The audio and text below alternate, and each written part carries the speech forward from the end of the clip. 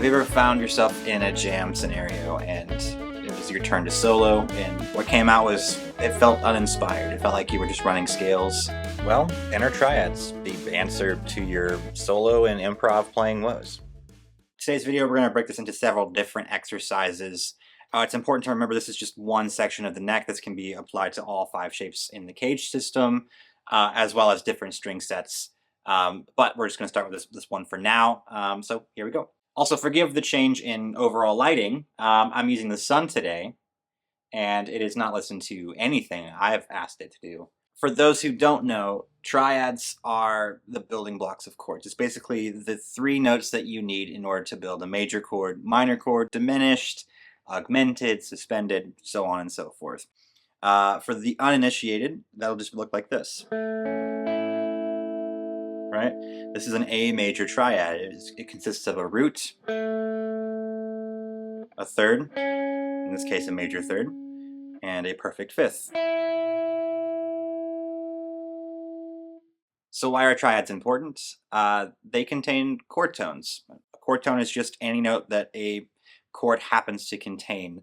So when we're playing in a chord progression like the one we've set up here, which is the 1, or A major, to D major, to A major, to E major, whenever we switch chords, the chord tones also change, right? The chords are giving us our harmony, or it gives us a context of which we can play. All right, so we know what triads are, why they're important. Let's give you a little exercise to kind of demonstrate the idea of chord tones, right? So instead of playing the triads all together, playing it as a chord, we're going to arpeggiate it a little bit. And you can play the notes in any order, but it'll go like this.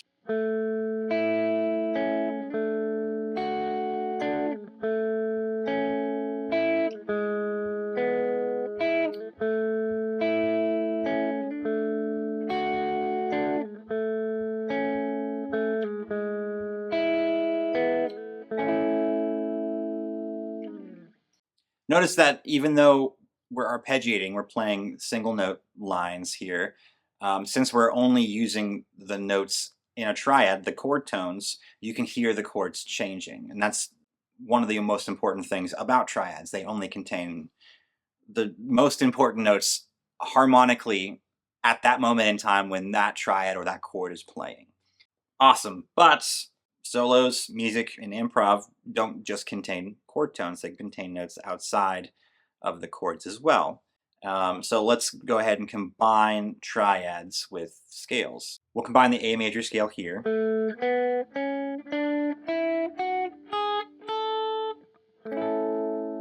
with the triad shapes that we were using before. So for the next exercise, we're going to play a bar of the triad followed by the A major scale. All right, so the exercise goes like this. We'll play a bar of the triad and then up the major scale. Triad, down the major scale.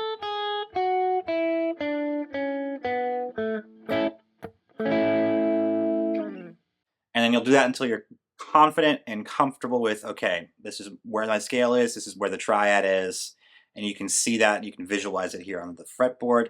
The next step in that exercise is to do the same thing, and then once we finish that part of the phrase, we're going to move to playing the D major as well. So we'll do that again.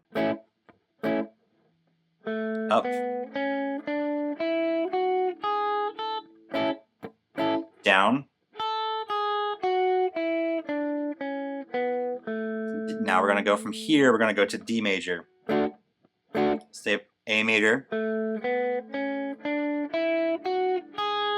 The D chord. Then down. And we'll continue, so on and so forth, until you're confident in both of those. The key here is don't add too much too soon.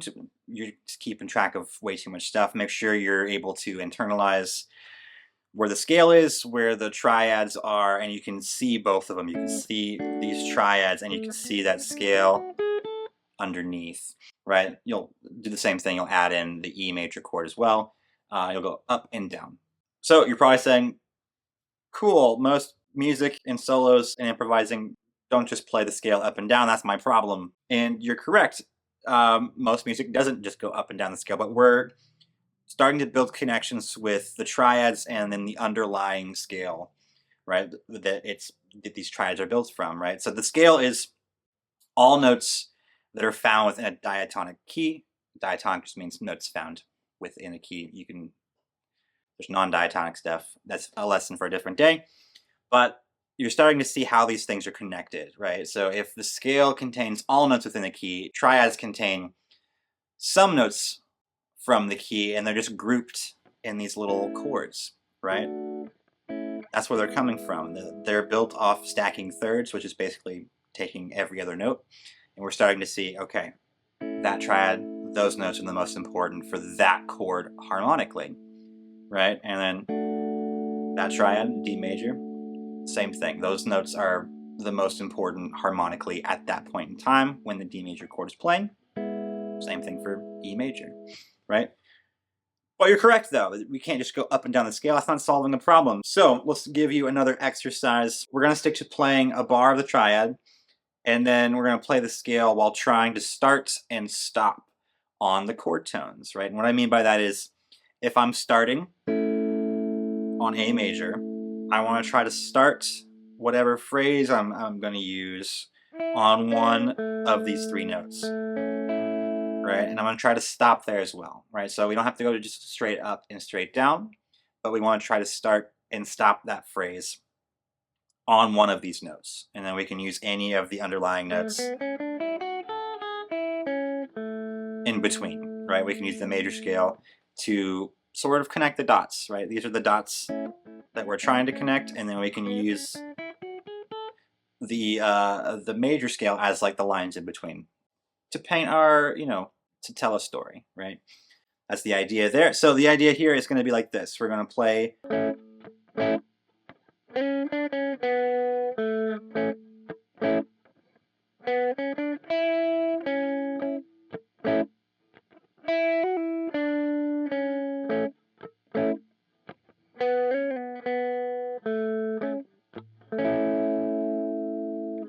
cool. So that's just with one chord. So the exercise would continue once you're comfortable with playing the triad there and combining it, starting and stopping on these important notes, these chord tones.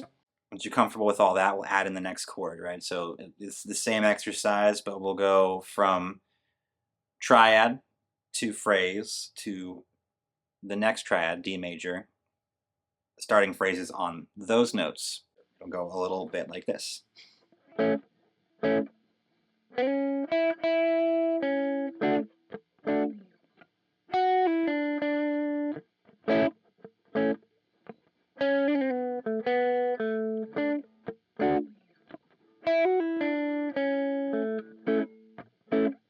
Once you're comfortable with that, add an E major, and then start playing the whole phrase. You don't want to do too much too soon. Again, option paralysis, and then nothing sticking. Things get frustrating. So what we've done so far is, we're learning the chord tones, we're outlining stuff, but we're doing what is akin to, you're going to like a play, and they're on stage, and then the spotlight's on, a story is starting, and then the spotlight turns off, and it turns back on, and then suddenly there's a whole new character. Things have moved around. There's bits of the story that we have no idea why any of it is here. So we need to kind of connect the dots a little bit more so we can see what's in between, right? And we can do that by moving from one chord to the next chord, right? So you can have musical phrases and ideas, but then imply motion from our A major to our D major, and then back to A major, and then eventually E. And we can do that in a number of different ways, but a good way to start is to, again, play a bar of the triad, and then we're going to play a melody, and then but the melody is going to be really strict, at least to begin with. The exercise is going to go like this. We're going to play a bar of our A major triad, and I'm going to play quarter notes, moving up to a chord tone of the next chord, right? So we'll play a bar of the triad, and then we'll play up, moving up to a chord tone in the next chord. We're just going to go back and forth between 1 and 4 for now. Once you're comfortable with this, we'll add in 5 as well, and then do the same thing, right? So it goes like this.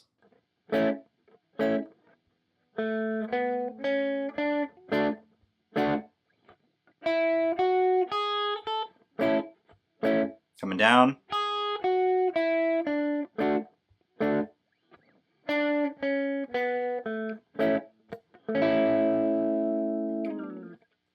The exercise right now is mainly just to get the idea under your fingers, but once you're comfortable with it, you can make it sound more interesting by changing up things rhythmically, changing up the order in which you're playing the notes, right? You don't have to play, you know,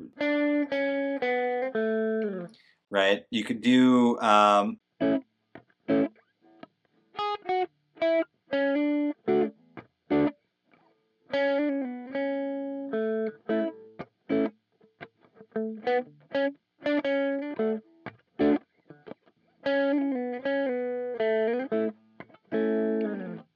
right? See, you can dress it up by changing the rhythm, changing what order of notes you're playing. But the idea is that we're moving towards a destination, and then that destination is one of the chord tones in the next chord or triad.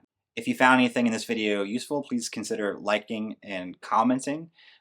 It makes a huge difference. The more people like and comment on a video, the more it shows YouTube, hey, they found this video entertaining or useful in some way, and they'll show other people. If you really like this video, please consider subscribing and clicking the bell icon to be notified when I post videos like this in the future. And as always, thank you for watching.